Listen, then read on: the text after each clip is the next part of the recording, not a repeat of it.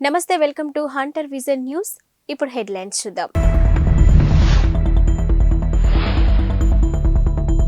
Senior భామలను కలవరపెడుతున్న Trisha.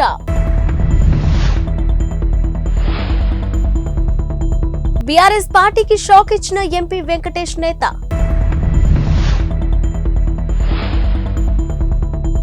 AP assembly పరిసరాల్లో ఉద్రిక్తత.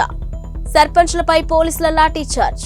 అందంగా ఉండటం వేరు, అందాల కథానాయిక అనిపించుకోవడం వేరు. అందంగా ఉన్న వాళ్ళంతా కథానాయకులుగా ఏలేస్తారనే గ్యారంటీ లేదు. ఇండస్ట్రీలో హీరోయిన్ గా నిలదొక్కుకోవాలంటే అందంతో పాటు అభినయం, అందుకు అవసరమైన అదృష్టం ఉండాల్సిందే. ఎంత గ్లామరస్ గా కనిపించినా హీరోయిన్ గా తెరపై కనిపించేది కొంతకాలమే అనేది అందరికీ తెలిసిందే. అయితే కెరీర్ మొదలుపెట్టి 25 ఏళ్లవుతున్నా స్టార్డమ్ తగ్గకపోవడం త్రిష లాంటి కొంతమంది విషయంలోనే జరుగుతుంది. అలాంటి త్రిషకి పొన్నియిన్ సెల్వన్ సినిమాలో ఛాన్స్ వచ్చింది.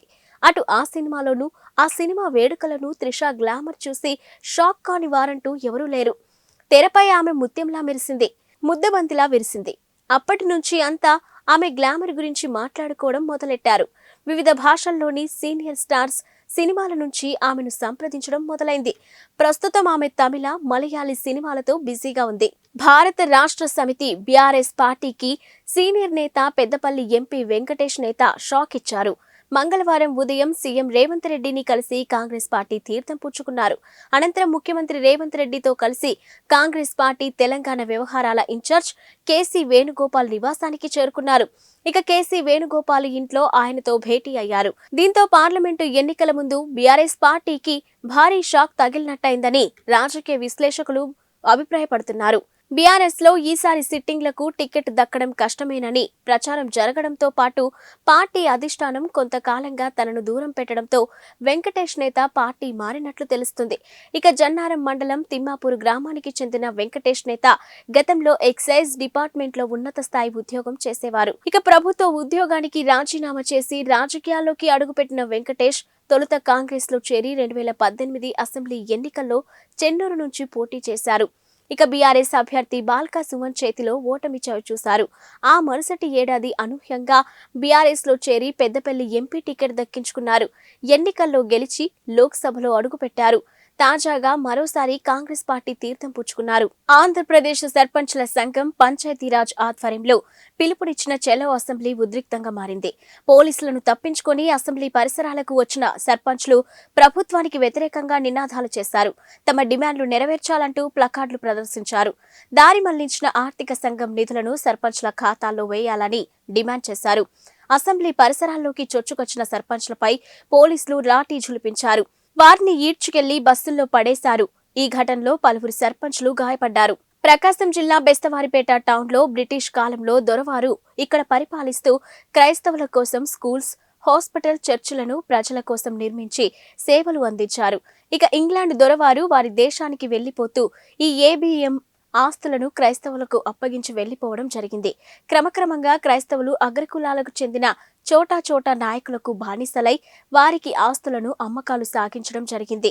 బెస్తవారిపేటలో క్రైస్తవుల సమాధి తోట సర్వే నంబర్ 96/1 13 ఎకరాల 40 సెంట్లు గతంలో ఉండేవి. కానీ ఇప్పుడు 2 ఎకరాలకు మిగిలిన వైనం ఇప్పటికీ సమాధి తోటను 11 ఎకరాలు అమ్ముకోవడం జరిగింది.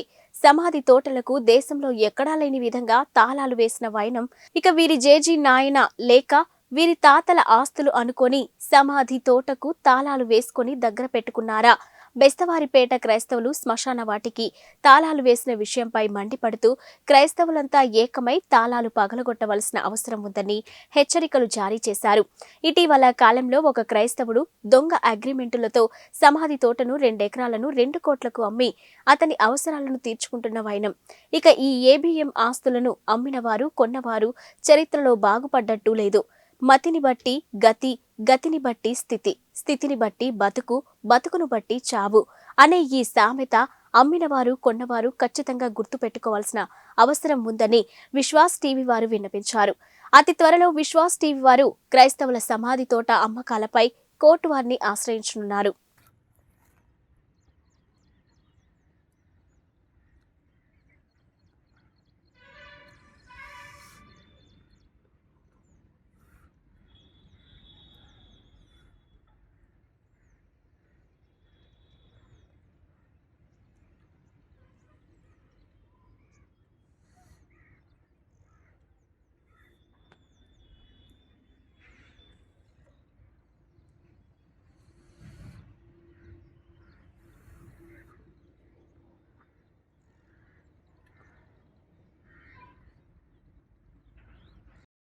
పూర్వకాలంలో మాకు దొరలు 200 సంవత్సరాల క్రితం ఇక్కడికి వచ్చిన తర్వాత క్రైస్తవులను బాగుపరచాలని క్రైస్తవేత్తలను మామూలు ట్రైనింగ్ స్కూళ్ళు ఇవన్నీ ఇచ్చినారు, దేవాలయాలు కట్టినారు, హాస్పిటళ్ళు కట్టిండ్రు చేసిండ్రు. అయితే శ్మశాన వాటిక 13 ఎకరాల 14 సెంట్లు ఇచ్చారు. అయితే ఈరోజు మటుకు 1.25 సెంటు ఇచ్చినారు. స్వార్థపూరితమైన మనుషులు అవి అమ్మకం చేశారు. రాబోయే తరములో మా వాళ్ళకి ఏమీ ఉండటం లేదు. ఎందుకంటే ఎదుటి వాడిని బోధించినప్పుడు మనం సరి చేసుకోగలం కదా. మా వాళ్ళల్లో మాకు ఐక్యత లేనప్పుడు ఇతరులు మమ్మల్ని ఇబ్బంది. ఇక్కడ 27 చర్చిలు ఉన్నాయి. ప్రతి ఒక్కళ్ళకు క్రైస్తవులకు క్రైస్తవేతలకు దొరలు ఎంతో కష్టపడి ఆ సమాధులతో ఇచ్చింటే కబ్జా చేసి మానవాళ్ళని, ఎందుకంటే కొంతమంది అందుకనే ఎస్ఐ గంధం 1-2 ఏళ్ళ మీ ఎదుటని అన్యజనులు మీ భూమిని తినివేసిరి, అన్నులకు తదాశించు నాశనం అది పాడైపోయింది. మేము 200 సంవత్సరాల క్రితం ఇక్కడికి వచ్చిన తర్వాత అదన్నీ నాశిపోయినాయి. 65 సంవత్సరాల క్రితం చర్చిలల్లో గొడవలు కూడా ఉన్నాయి. దొరలు కూడా చేతులు కాల్చినారు. ఎంతో బాధాకరంగా ఉన్నది. తురిమిల్ల చర్చి కానీ పేరు పెట్టుకున్నారు. ఇటువంటివన్నీ మామూలు ఆలోచించి క్రైస్తవులు ఇప్పటికైనా మేలుకొళ్ళు కావాల్సినదిగా మేము బతిమాలుకున్నాను.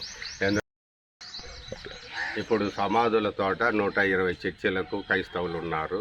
ఇప్పుడు స్థలం సరిపోదు. రాబోయే కాలములో క్రైస్తవులను ఎక్కడ పెట్టాలి? మన ఇళ్ళల్లోనే పెట్టాల్సిన టైం వచ్చినప్పుడు ఎంతో బాధాకరంగా ఉంటుంది కదా. వాళ్ళు ఎంతో మనకు కష్టపడి సంపాదించింది మనము ఇతర ఆ వచ్చే డబ్బు ఏ దానికి ఉపయోగించుకోకుండా సమాధులే మళ్ళీ కొంటే మనకు బాగా ఉంటుందని నా యొక్క హృదయపూర్వక. అమ్ముకున్న వాటిని మళ్ళా కొంటాం ఏంది? సమాధులు మిగిలిన అదే డబ్బు ఉంది కదా. ఓ అట్లా కాదు, పెట్టుకునే దానికంటే వాళ్ళకే పెట్టడం. ఇప్పుడు ఉన్న వాటిని అమ్ముకోవటం ఎందుకు, మళ్ళా వేరే చోట కొంటాం ఎందుకు? అదే వాళ్ళని అడిగితే మనం ఉంటుంది కదా భవిష్యత్తులో ఆ డబ్బు ఉపయోగకరి వేరే చర్చలకు ఉపయోగించేదానికంటే సమాధితో పెడితే మన పిల్లల భవిష్యత్తు బాగుంటుంది కదా. ఈరోజు సమాధి పెట్టి 500 అయితే సమాధి ఖర్చు 500 రాబోయే తరంలో మనకు ఉండదు. కాబట్టి దాన్ని పరిశీలించుకొని క్రైస్తవేత్తలు ఇప్పటికైనా ఆలోచించుకొని క్రైస్తవులు ఐక్యతగా ఉండండి, ఐక్యతగా ఉంటే బాగుంటుందని నా యొక్క మనవి. సరే, ఓకే ఓకే. ప్రకాశం జిల్లా బెస్తవారిపేట టౌన్ లో స్థానిక ఏబిఎన్ స్కూల్ వద్ద తరచుగా రోడ్డు ప్రమాదాలు జరుగుతున్నాయి. ఇక ఫ్లైఓవర్ డౌన్ నందు 2 సర్వీస్ రోడ్లు ఉండటంతో ఆ ప్రదేశంలో వాహనదారులకు ఏ మార్గంలో ఎటు వెళ్లాలో తెలియక కన్ఫ్యూజ్ కావటం వలన అక్కడ ప్రమాదాలు జరుగుతున్నాయి. R&B వారు వివిధ ప్రాంతాలకు వెళ్ళు సూచన బోర్డులు ఇక్కడ ఏర్పాటు చేయకపోవడంతో వాహనదారు డ్రైవర్లు ఇబ్బంది పడుతున్నారు. గత అక్టోబర్ నెలలో అదే ప్రదేశంలో స్కూటీ లారీ ఢీకొనడంతో రిటైర్డ్ కానిస్టేబుల్ ఈ ప్రమాదంలో మృతి చెందడం జరిగింది. నిన్న రాత్రి కూడా అదే ప్రదేశంలో ఆటో ఆర్టీసీ బస్సు ఢీకొనడంతో ఒక మహిళ మృతి చెందిన విషయం తెలిసిందే. R&B వారు ఈ సమస్యను గుర్తించి రానున్న రోజుల్లో రోడ్డు ప్రమాదాలకు నిలయంగా మారక మునిపే తగు చర్యలు తీసుకోవాలని ప్రజలు పేర్కొన్నారు.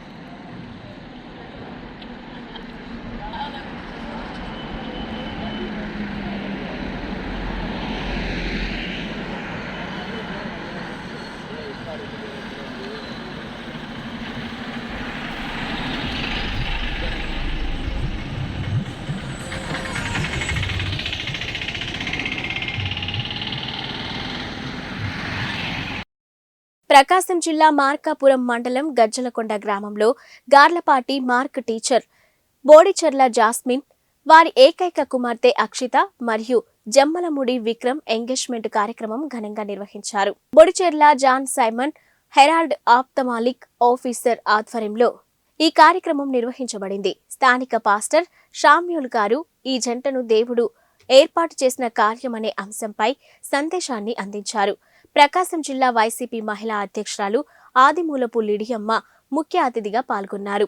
దారివేముల Victor, SI retired Darivemula Eliazar, retired ISI Elisha retired SI నూతన వధూవరులను అక్షింతలు వేసి దీవించడం జరిగింది. ఈ కార్యక్రమంలో Guntur SC corporation AD Prem Kumari, Bestavaripeta MRPS నాయకులు బూధాల ఆనంద్ తదితరులు పాల్గొన్నారు.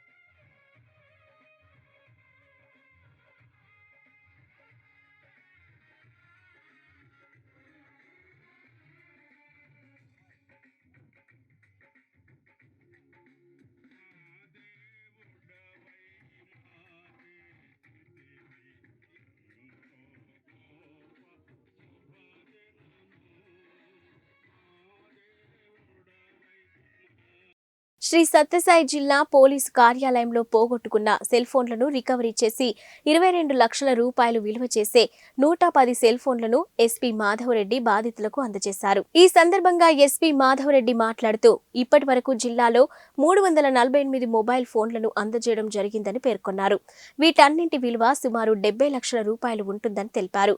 ఇక జిల్లాలో ప్రజల మొబైల్ ఫోన్లు చోరీకి గురై అవి ఇతర రాష్ట్రాలకు చేరిన జిల్లా పోలీసులు రాజీ పడకుండా రికవరీ చేయడం జరిగిందని స్పష్టం చేశారు. సెల్ ఫోన్ దుకాణదారులు ఇక వ్యక్తులైనా ఎవరైనా సరే అపరిచిత వ్యక్తులు అమ్మే ఫోన్లను కొనుగోలు చేయొద్దని ఎస్పీ సూచించారు. బాధితుల నుంచి కంప్లైంట్ వచ్చిన వెంటనే స్పందించి రికవరీ చేసిన టెక్నికల్ విభాగం ఆర్ఎస్ఐ వెంకటేశ్వర్లు మరియు సిబ్బందిని ఎస్పీ అభినందించారు. ఈ కార్యక్రమంలో ASP Vishnu, SB incharge CI Balasubrahmanyam Reddy తదితరులు పాల్గొన్నారు.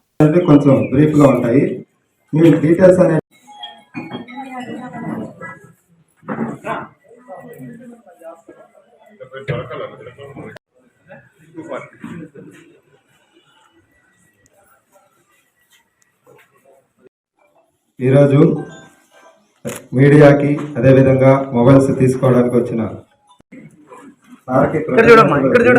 మొబైల్ పోగొట్టుకున్న వాళ్ళు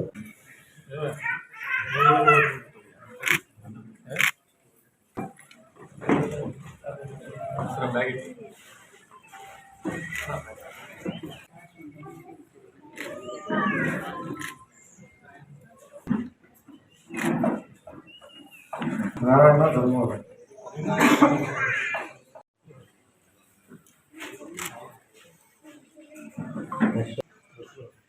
భారతి గారు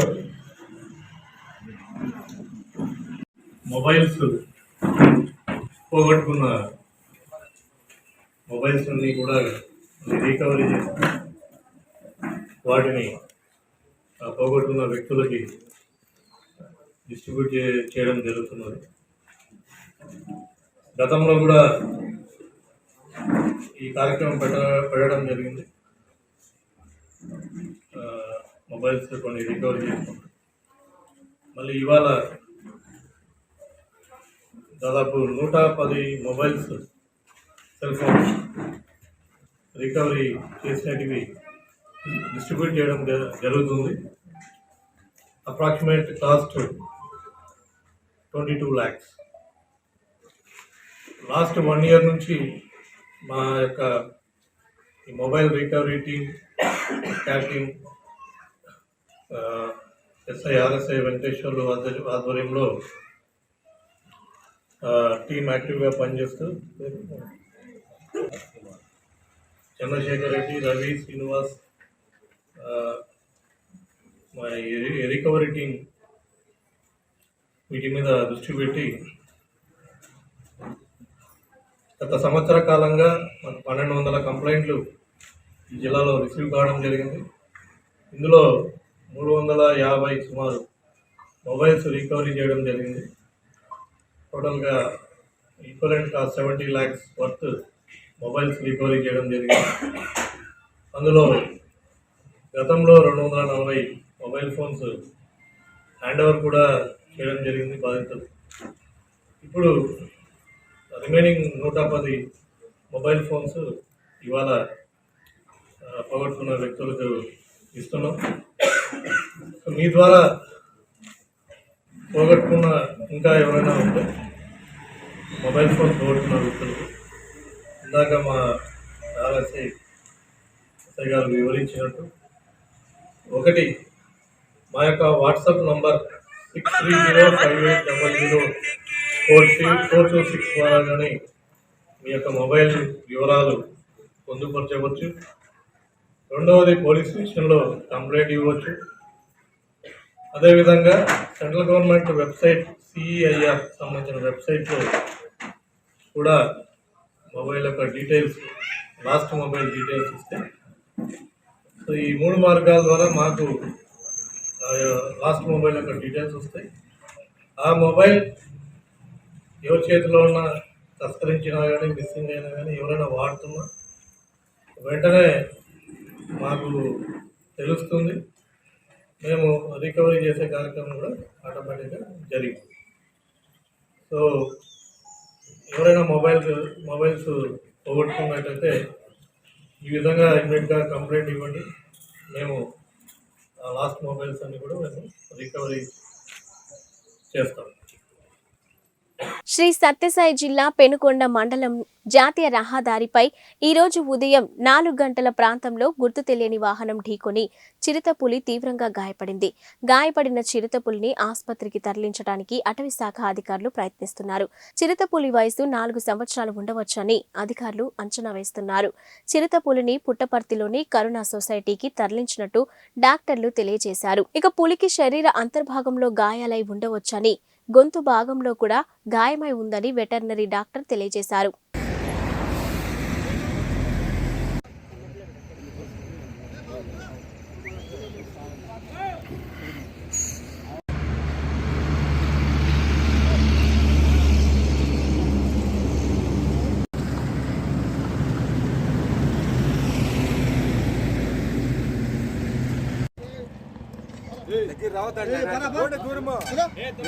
దూరం వచ్చేది దానికి ప్రశాంతంగా ఉంది. దూరం వచ్చేయండి.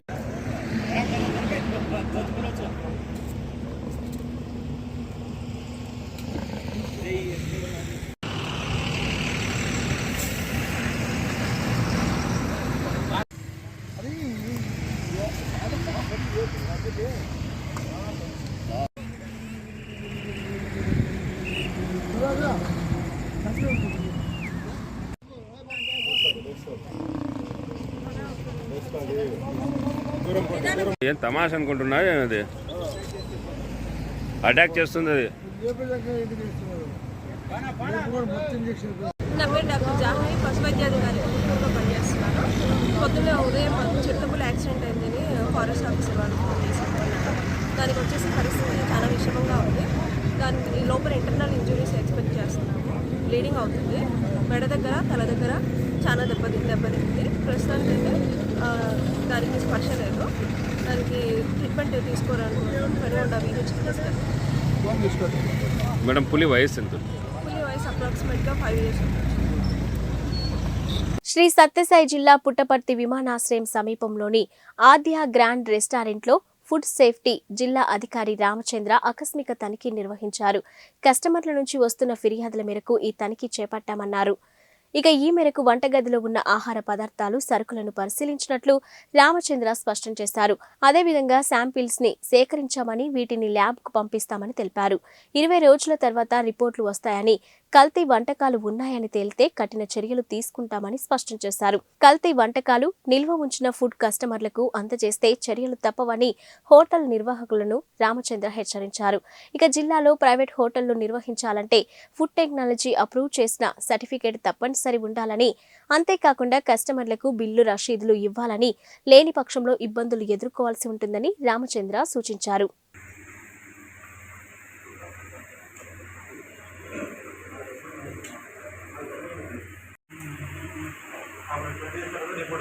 రిపోర్ట్ తర్వాత ఏదైనా మనము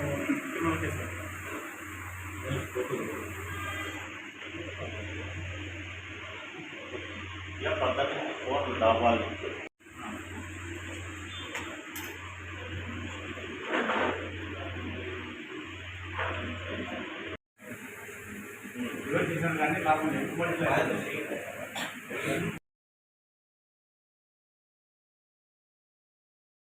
ఈరోజు సజ్జా జిల్లాలో మాకు అనుకోకుండా ఒక కంప్లైంట్ వచ్చినందువలన ఈ ఆదిత్య గ్రాండ్ రెస్టారెంట్ను విజిట్ చేయడం జరిగింది.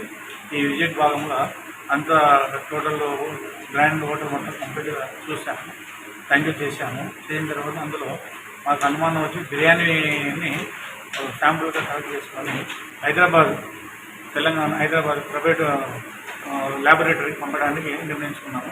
ఈ రిపోర్ట్ వచ్చిన తర్వాత దానిపైన రిపోర్ట్లు ఏదైనా వ్యత్యాసాలు ఉన్నా కానీ 2006 చట్టం ప్రకారం ఏమైనా ఉన్నా కానీ కూడా దానిపైన చర్య తీసుకోవడానికి మాకు అన్ని విధాల అనుమతులు ఉన్నాయి. కాబట్టి మేము ఆఫ్టర్ రిజల్ట్ తర్వాత ఏదైనా చేయగలము.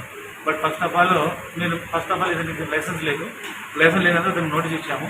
ఆ నోటీస్ ద్వారా ఆయన ఒక 7 days లోపల లైసెన్స్ తీసుకోవాలి. లేని పక్షంలో అతను కోర్టు నుంచి అతనికి రిమైండర్ వస్తుంది.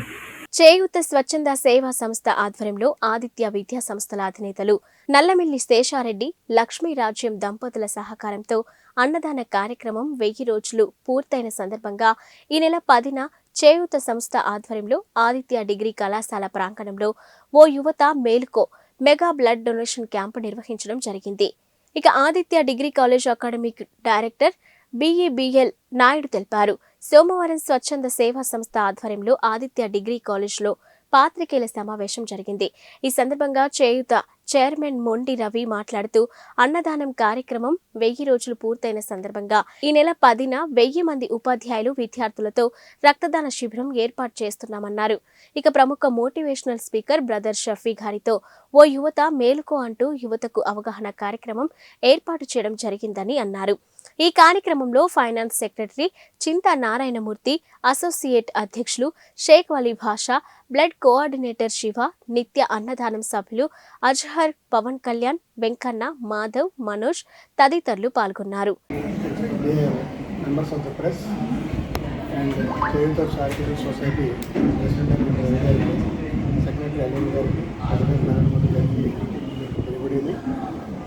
ఈరోజు గవర్నమెంట్ ఎన్ని సేవా కార్యక్రమాలు చేసినా కంపల్సరీగా NGOs ద్వారా సొసైటీకి కొంత కంట్రిబ్యూట్ చేస్తేనే ఈరోజు సేవలు పూర్తిగా అందడం జరుగుతుంది. ఆ నీడ్ పూర్ పీపుల్కి అందుతుందనే ఉద్దేశంతో రవి గారు చేయూత చారిటబుల్ సొసైటీ అని చెప్పి నిర్మించి దీని ద్వారా ఆయన సొసైటీకి తనకి కొంచెం సహాయం చేయడం జరుగుతుంది.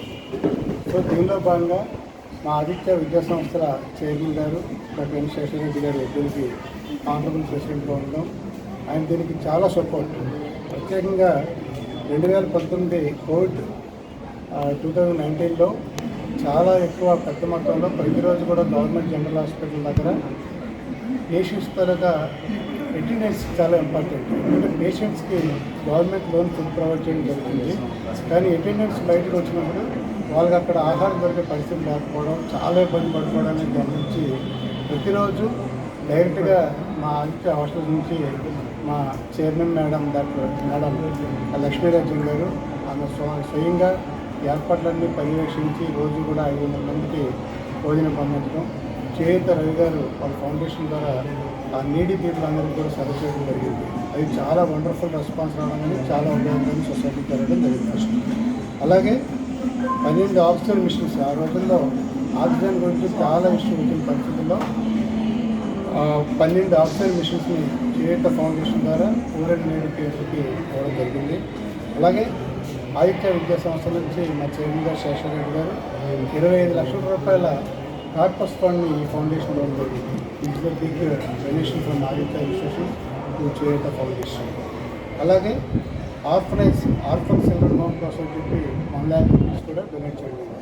Because the activities supported from Aditya education institution to Cheyutha foundation.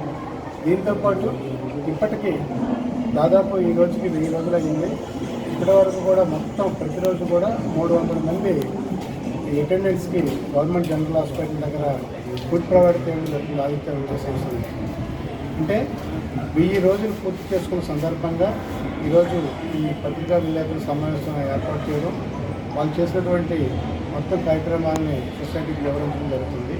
దీనిలో భాగంగానే చేయూత రవి గారు ఈ 10వ తేదీన ఈ నెల ఫిబ్రవరి 10వ తేదీన ఆదిత్య స్కూల్ క్యాంపస్ ఆవరణలో షఫీ గారు పర్సనాలిటీ డెవలప్మెంట్ ట్రైనర్ని ఇన్వైట్ చేసి ఆయనతో ఒక గెస్ట్ లెక్చర్ని అంటే పర్సనాలిటీ డెవలప్మెంట్ సెషన్ ఏర్పాటు చేసి దాని తర్వాత 1000 మంది విద్యార్థులతో ఆదిత్య డిగ్రీ కాలేజీ, ఆదిత్య మహిళా degree college, Aditya school of computer science, Aditya school of management studies ఈ 4 ఇన్స్టిట్యూట్స్లో ఉన్నటువంటి 1000 మంది విద్యార్థులతో రక్తదాన శిబిరాన్ని ఆ రోజు ఫిబ్రవరి 10వ తేదీన ఆదిత్య స్కూల్ ప్రాంగణంలో ఏర్పాటు చేయడం. సో ఇదంతా కూడా సొసైటీకి కొంత సహాయం చేయాలని ముందుకు వస్తున్నటువంటి రవి గారు వాళ్ళ ఆర్గనైజేషన్ ఒక పక్క అయితే దీన్ని సపోర్ట్ చేస్తున్నటువంటి మా చైర్మన్ గారు శేషరెడ్డి గారు దానికి బ్యాక్గ్రౌండ్లో మొత్తం దీనికి 100% ఫుడ్ ప్రొవైడ్ చేయడానికి సపోర్ట్ చేస్తున్నారు.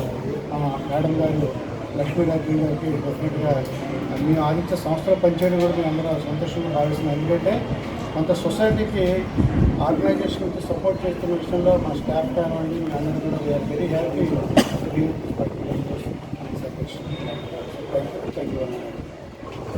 మీరు కూడా సాయంత్రం ఈ మీటింగ్ ఏర్పాటు చేయడానికి ముఖ్య ఉద్దేశం ఏంటంటే కోవిడ్ సమయంలో శేషారెడ్డి గారు ఒక గవర్నమెంట్ ప్యారల్గా ఒక నియంత్రణ మనకి ప్లాస్మా అందించడంలో కానీ ఎవరైనా రోగులు ఎవరైతే ఉన్నారో వారికి ఫుడ్ కానీ మెడిసిన్ కానీ అందించడంలో చేయూత సంస్థ ద్వారా ఎన్నో కార్యక్రమాలు చేయడం జరుగుతుంది.